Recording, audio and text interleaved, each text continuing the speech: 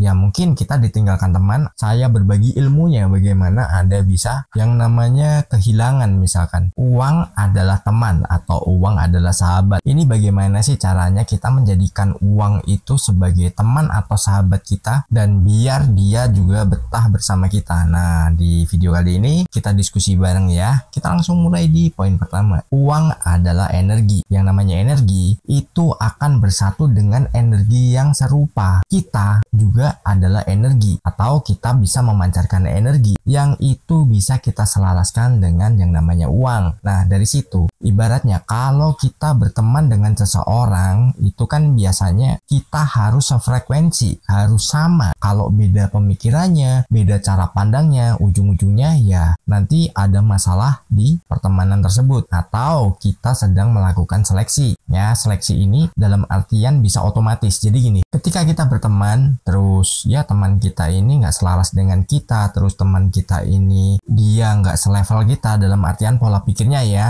bukan masalah materi, cara pandangnya juga. Nah, dari situ ketika udah nggak selaras, maka apa? Ya mungkin kita ditinggalkan teman atau kita yang meninggalkan teman. Itulah yang namanya seleksi. Jadi ini adalah hal wajar. Namun ketika kita bertemannya dengan uang, saat kita sudah selaras dengannya, ya seperti kita berteman dengan manusia. Dia akan betah dengan kita, dia akan selalu ada dengan kita, dan dia akan mudah mengajak teman-teman yang lain untuk datang. Ibaratnya kalau kita punya teman nih, seorang manusia lah pokoknya. Nah, dari situ kalau dirasa nyaman, frekuensinya sama, otomatis apa? Dia akan mengajak teman yang lainnya juga untuk menjadi circle kita. Tapi kalau frekuensinya beda, ya satu persatu akan pergi. Begitu juga dengan uang. Makanya kita perlu menyamakan frekuensi kita dengan energi uang. Karena kita juga memancarkan energi, uang juga memancarkan energi. Kita satukan energi yang selaras, energi yang holistik. Karena apa? Itu biar kita selalu menjadi partner selama-lamanya. Jadi dalam artian kemudahan-kemudahan itu akan kita dapatkan dan kemudahan-kemudahan itu akan kita raih. Dari situ kalau teman-teman misalkan berpikirnya tentang uang ini adalah sesuatu yang selaras, ya tentu uang akan datang kepada teman-teman. Kita lanjut di poin kedua. Hargai dan syukuri keberadaan uang. Jadi kita harus bersyukur ya, dan kita harus menghargai uang. Jangan mentang-mentang nih, kita nih misalkan kerja, terus tiba-tiba ada pekerjaan yang memberikan kita bonus nih dari bos kita. Merasa wah dapat duit gampang nih, dapat duit banyak nih, hambur-hamburin deh, buang-buang deh, anggap aja ini healing dan lain sebagainya, seperti apa yang biasa orang-orang lakukan.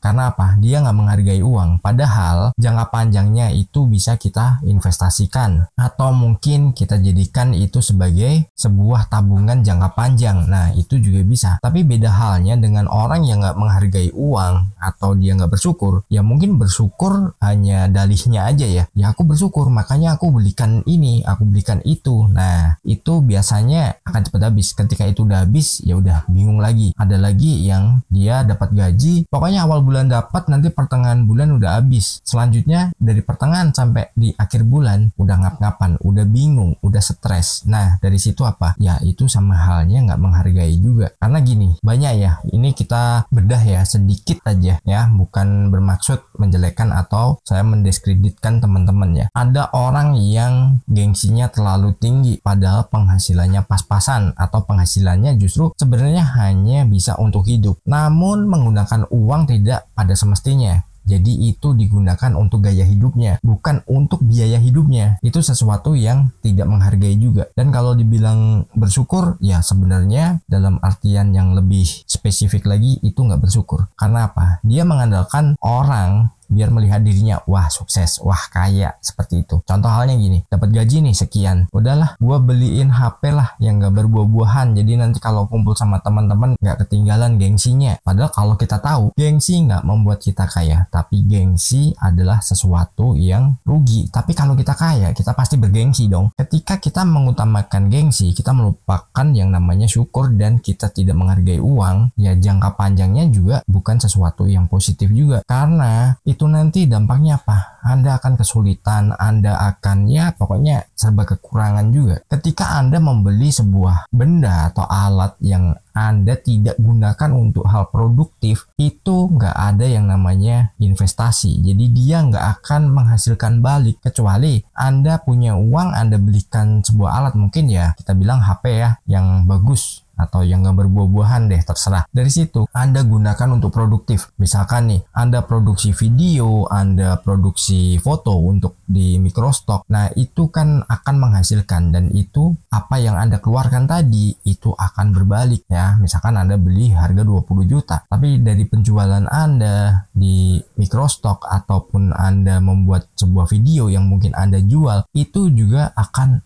memberikan dampak positif. Karena apa? Bisa saja uang Anda berkali lipat karena itu jangkanya panjang ya. Kita lanjut di poin ketiga. Jangan takut kehilangan. Nah, kembali lagi, ketika kita punya teman, terus teman kita ini bermasalah, teman kita ini ya mungkin toksik, atau dia hanya jadi seorang parasit, ya mau nggak mau kita harus meninggalkannya atau kita ditinggalkannya. Dan dari situ apa? Apa rugi kita? Nggak ada. Malah kita beruntung. Karena apa? Kita dijauhkan dari orang-orang yang negatif. Kita nggak perlu takut kehilangan teman. Nah, ibaratnya gini, kehilangan di sini bukan kita kemalingan atau kita kecopetan dan lain sebagainya ya. Namun di sini yang saya gambarkan adalah jangan takut Anda mengeluarkan uang kalau memang itu untuk kebutuhan, bukan keinginan ya, kebutuhan, karena bedanya tipis. Terus lagi, yang namanya kehilangan, misalkan ada orang yang mungkin punya duit berapa, tiba-tiba kok udah nggak ada, diambil seseorang. Ya sudah, ketika Anda berpikirannya berarti bukan hakku, ya sudah. Nah, kehilangan di sini bukan hanya kita ini mendapatkan perlakuan atau kejadian yang itu negatif ya, kejadian yang itu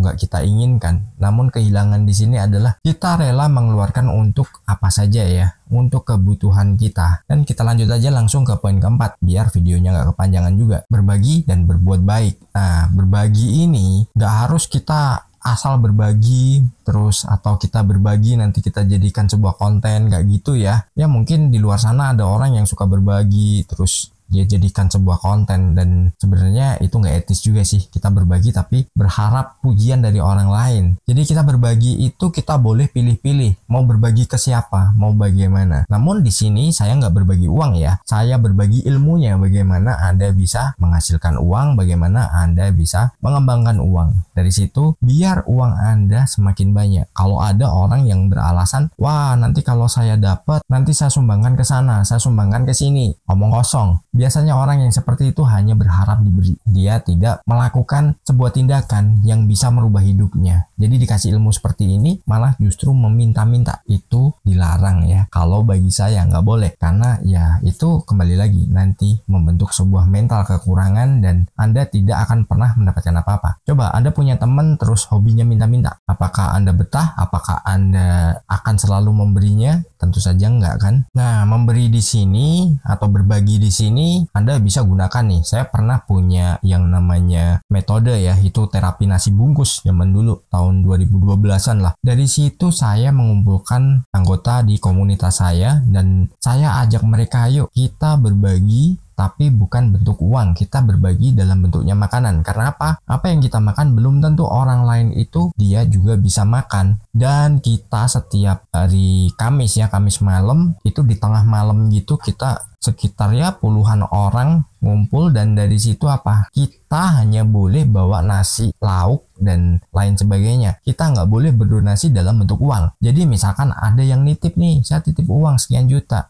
Ya kita belikan nasi berapa porsi dan kita bagi areanya, kita bagikan, ada yang ke utara, ada yang ke selatan, barat, timur. Pokoknya kita bagikan malam itu harus sampai habis. Kadang kita sampai subuh. Setelah itu ya sudah, kita kumpul lagi dan kita doa bareng. Habis itu ya sudah, kita pulang ke rumah masing-masing. Atau kalau Anda pengen berbagi, cobalah ke tukang parkir ya. Misalkan nih, Anda lagi makan di mana dan di situ ada juru parkirnya. Biasa di situ parkir biasanya kan 2.000. Nah, Anda berikan aja 5.000, 10.000. Itu Anda rasakan dalam diri Anda. Betapa bahagianya ketika Anda bisa memberikan lebih kepada orang lain. Itu sangat luar biasa banget. Dan teman-teman, bisa praktekan ya. Ya uang teman kita, kalau kita tugaskan, bro lu kesana bro, sis lu ke situ ya, itu setelah itu mereka balik nih ngajak teman-temannya yang lain. Ibaratnya kita bagi tugas nih. Kenapa?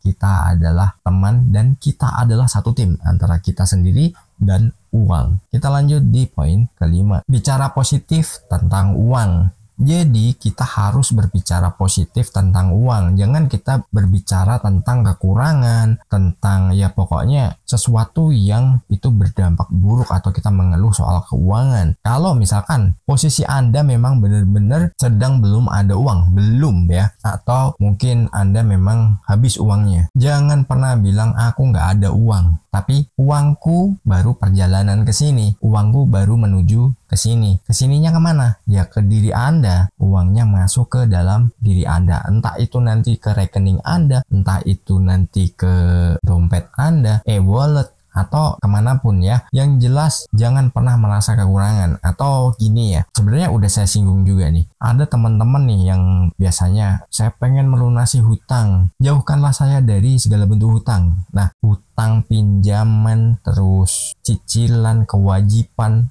amanah yang seperti itu diganti jadi sebuah keberlimpahan. Jangan jadikan itu sebagai ungkapan-ungkapan. Kenapa? Itu adalah sesuatu yang negatif tentang uang. Karena yang keluar dalam pikiran Anda adalah Anda orang yang sedang kekurangan uang. Sayang banget nih. Padahal kalau Anda membalik kata itu atau Anda merubah katanya menjadi saya berkelimpahan, saya orang yang penuh dengan kelimpahan uang, berapapun uang yang saya miliki datang secara tiba-tiba, itu udah menjadikan Anda seseorang yang bisa memprogram kehidupan di masa depan tentang uang. Entah nanti datangnya dari mana jangan pikirkan, dan caranya bagaimana juga jangan pikirkan. Biar semua datang dengan ajaib. Sukses berkelimpahan.